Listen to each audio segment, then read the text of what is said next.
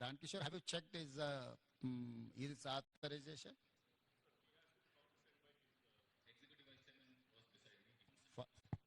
Kishore, this is your responsibility to see that he is authorized person or not. If he is not authorized person, if he is signing also, it is not going to serve any purpose. It is not valued also. You cannot take just like that any unauthorized person. First, board has to give some authorization to this person. Then this person can negotiate. This person can take a decision. If he is not competent authority, we are going to deal with him also. Tomorrow they will say that he is not authorized person. How come he has? No, Mr. Chatto. His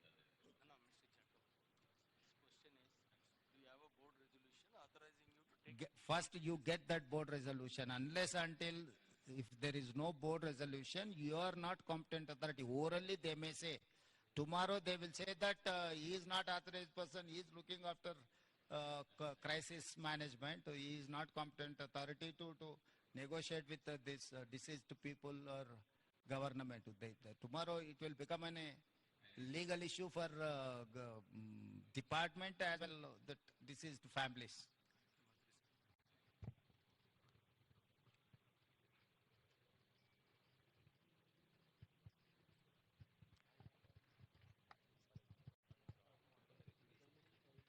What is the reason? Director factories ఎవరున్నారా? Director factories no ఏం పేరు నీ పేరు? Rajagopal. Have you నువ్వు inspections ఇవన్నీ చేసినావా?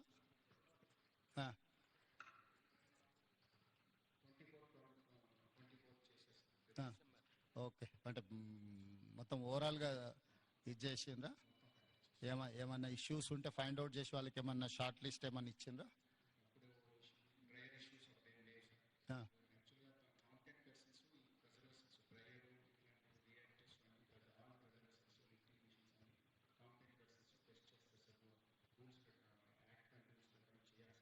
అంటే periodical inspections జరిగినాయా?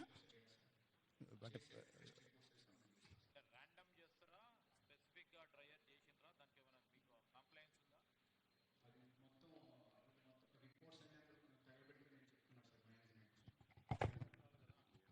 అది మాకు మా వాళ్ళు వచ్చినప్పుడు ఫిజికల్గా చూస్తారు. అది మాకు సబ్మిట్ చేయరు సార్. ఇన్స్పెక్షన్ చేసినప్పుడే చూస్తారు సార్. ఇప్పుడు దెర్ ఆర్ 2 issues. ఒకటి డైరెక్టర్ బాయిలర్స్ ఇన్స్పెక్షన్ చేయాల్సింది బాయిలర్స్ ను చేయాలా, డైరెక్టర్ ఫ్యాక్టరీస్ అదర్ ఇష్యూస్ చూడాలా.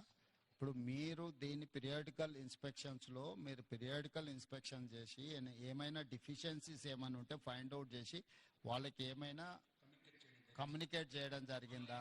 వాళ్ళు దాన్ని అడ్రస్ చేసిండ్రా, చేయలేదా? సో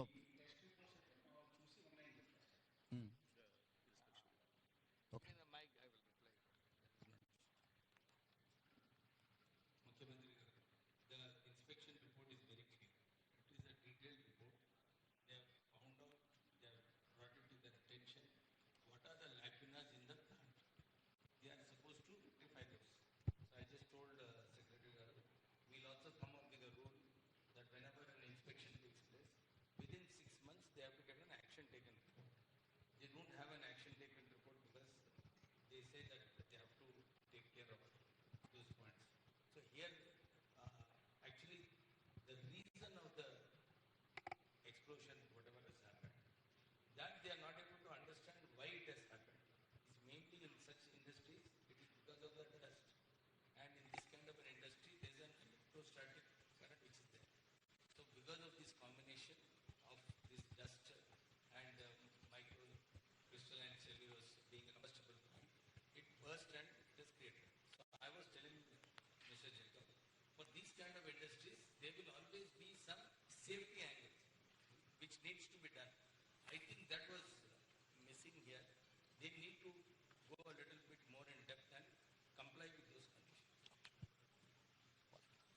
కిషోర్, ఇప్పుడు ఈ ఫ్యాక్టరీస్ డైరెక్టర్ కానీ బాయిలర్స్ డైరెక్టర్ కానీ ఏమేమి ఇన్స్పెక్షన్ చేసిండ్రు, ఏమేమి లోపాలు ఉన్నాయో వాళ్ళను నోటీస్ చేసిండ్రు, దానిలో వాళ్ళు కంప్లై చేసిండ్రా లేదా, ఏం జరిగిందో నువ్వు డీటెయిల్ రిపోర్ట్ అంతా కూడా టోటల్గా అండర్స్టాండ్ చేసుకొని తీసుకోండి ఒకటి.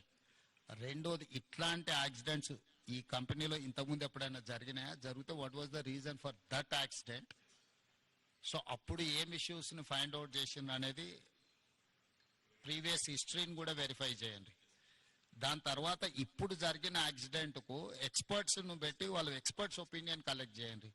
జనరల్ ఒపీనియన్స్ లేకపోతే అజంప్షన్స్ తోని don't conclude with assumption or general opinion. I need specific reason for this accident, then only we can address. ఇప్పుడు ఈ రోజు ఇక్కడ జరిగింది, ఇట్లాంటి సిమిలర్ ఇతర పరిశ్రమలలో కూడా ఇట్లాంటి సమస్య రాకుండా ఉండాలంటే మనం ఏం ఇన్స్ట్రక్షన్స్ ఇవ్వాలి, వీటి మీద ఫోకస్ పెట్టాలనేది కూడా మనకు అర్థం కావాలి. దీని నుంచి మీరు నేర్చుకోవాల్సింది, దీని నుంచి చూడాల్సింది రెండు ఉన్నాయి. ఒకటి, డీటెయిల్ రిపోర్ట్ కావాలి నాకు. డీటెయిల్ రిపోర్ట్ మీద ఇమ్మీడియట్గా మీరు దీన్ని అడ్రస్ చేయండి. ఈ అంటే ఎక్స్పర్ట్స్ను కాన్స్టిట్యూట్ చేయండి. ఇట్ ఈస్ జనరల్ ఒపీనియన్స్ మీద పోకండి. దీని రిలేట్ ఏముందో ఆల్రెడీ ఇన్స్పెక్షన్ చేసిన వాళ్ళని వేయకండి, బయట నుంచి ఆఫీసర్లను డెప్యూట్ చేయండి. ఆల్రెడీ ఇన్స్పెక్షన్ చేసి ఆల్రెడీ దీని మీద ఉన్న వాళ్ళని మళ్ళీ ఒపీనియన్కి ఇస్తే they don't say anything. So కొత్త వాళ్ళను దీన్ని వేసి దీని మీద టోటల్గా డీటెయిల్ రిపోర్ట్ అనేది దీని మీద ఇమ్మీడియట్గా తీసుకోండి. ఈ రిపోర్ట్స్ బేసిస్ మీద ఈ పాశమైలారంలో ఉన్న ఇండస్ట్రీలో ఇట్లాంటివి ఏమేమి ఉన్నాయి, వేటి మీద ఇంకా ఇట్లాంటి గతంలో ఇట్లాంటి ఏమైనా డెఫిషియన్సీ ఉండి వాళ్ళకి నోటీసులు ఇస్తే వాళ్ళు కంప్లై చేసిండ్రా లేదా, ఇమ్మీడియట్గా మిగతా వాటిని కూడా అడ్రస్ చేయాలి. మీకు ఇన్సిడెంట్ యాక్సిడెంట్ కానంత వరకు అంత బాగానే కనిపిస్తుంది. ఒక్కసారి సీరియస్ ఇష్యూ అయితే మళ్ళీ తర్వాత ఇదవుద్ది. దాని తర్వాత మళ్ళీ జరిగిన తర్వాత నువ్వేం చేయడానికి లేదు. కాబట్టి ఇమ్మీడియట్గా మా అధికారులను అందరిని ఇచ్చి నువ్వు పర్సనల్గా సూపర్వైజ్ చేసి దీని మీద రిపోర్ట్స్ అన్నిటిని కూడా మీరు పర్సనల్ కూర్చొని చేయండి. This point number 1. రంగనాథ్, మీరు ఎవరి డిజాస్టర్ మేనేజ్మెంట్ ఎవరు లీడ్ చేస్తారు?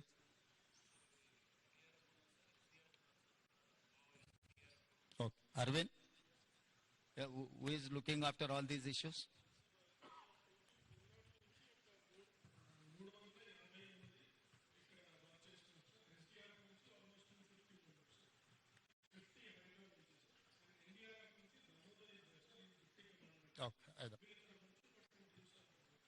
కరెక్ట్. ఈ అన్ని టీంలను ఎవరు coordination? Someone has to coordinate, someone has to give instructions to each individual department కదా. అంటే ఇప్పుడు వాళ్ళ వర్తికల్ వాళ్ళు పనిచేసి వీళ్ళ వర్తికల్ వీళ్ళు పనిచేస్తే రేపు కోఆర్డినేషన్ ప్రాబ్లం వస్తే it will become an another problem. So someone has to coordinate all these departments. ఇప్పుడు ఎందుకంటే ఆడ బిల్డింగ్ ఉంది, అది కొలాప్సబుల్ స్టేజ్లో ఉంది. ఒకరు ఒకవైపు నుంచి చేస్తుంటే ఇంకోరు అటో ఇటో పోతే అది మొత్తానికి కొలాప్స్ అయింది అనుకో, ఇంకేదన్నా జరిగింది అనుకోద్దాం. ఫస్ట్ లొకేషన్ ఫ్రీజ్ చేసి సీజ్ చేసి ఆ లొకేషన్లో ఎట్లా యాక్టివిటీ చేయాలనే దాన్ని కూడా మీకు ఒక యాక్షన్ ప్లాన్ ఉండాలి. ఇప్పుడు బాడీస్ని ఫైండ్ అవుట్ చేయడం ఒక ప్రాబ్లం, బాడీస్ ఏదైతే అన్రికగ్నైజ్డ్ అదర్వైజ్ అసలు అన్నోటీస్డ్ బాడీస్ని ట్రేస్ చేయడం రెండో ప్రాబ్లం. మూడవది, ఇప్పుడు ఆ కొలాప్సబుల్ కండిషన్స్లో ఉన్న స్ట్రక్చర్స్ని ఫర్దర్ యాక్సిడెంట్ జరగకుండా దాన్ని ఎట్లా రిమూవ్ చేయాలనేది మూడో ఇష్యూ. సో ఈ అన్ని డిపార్ట్మెంట్ను కోఆర్డినేట్ చేయాలంటే you should have some mechanism to handle.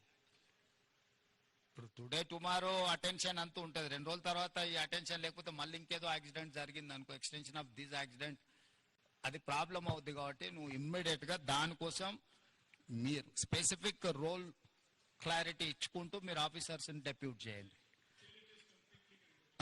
Second thing, ఆ కంపెనీ రిలేట్ వాళ్ళని కూడా ఎవరు అకౌంటబుల్ పర్సన్ ఉందో వాళ్ళందరిని కూడా లైన్ అప్ చేయండి. ఈ రోజు జేకబ్ ఉంటాడు, Jacob will go tomorrow for Kerala or any some other place. They have some factory in Gujarat. If tomorrow is going to fly to Gujarat, who has to take care of this? Someone has to take care. Someone has to take a decision on the spot. Now the issue is that compensation. Who has to take a final decision? So government किससे बात करना, कौन किससे negotiate करना, how to conclude, how to negotiate. We should have some action plan from our side and from their side. Jacob, have you decided anything? గారు చెప్పినట్టు what CM Saab has told, we have to now act on humanity basis. Agreed. And we are sorry to say that your top management is not here after 24 hours. So he'll You know, if he's so preoccupied, why he has to run the factories? Now, such a major incident, fatal incident, accident has taken place.